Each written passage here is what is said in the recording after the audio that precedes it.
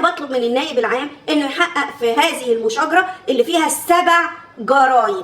البنت اللي ضربت حماتها جريمه ضرب بسيط، لكن الحما مرتكبه ل3 جرائم: جريمه ضرب ام مرات ابنها، وجريمه السب والقذف في حق البنت نفسها، واقل لفظ الشهود قالوا عليه كلمه يا شاه، وجريمه التنمر بفرشها اللي زي الزفت، واهلها اللي ما بيجيبولهاش عاشوره وبتاع، وروح اشتري حبايه غله علشان تستريح. مش كده؟ مش هي حبايه الغله دي اللي اشترتها البنت بتاعت طب العريش لما تنمروا عليها؟ التنمر بيؤدي للانتحار ولا لازم نجيب جثه؟ فالحما دي اللي يعني تعاطفنا معاها مبدئيا مرتكبه ل3 جرائم، والزوج مرتكب ل3 جرائم زيهم: النشر بدون اذنها والتشهير، مخالفه قيم الاسره لانه نشر لنا ماده يعني الحقيقه اذتنا كلنا كمجتمع، والجريمه الثالثه تعريض حياه طفل وامه للخطر بارسال 350 جنيه نفقه شهريه وهو راجل مقتدر.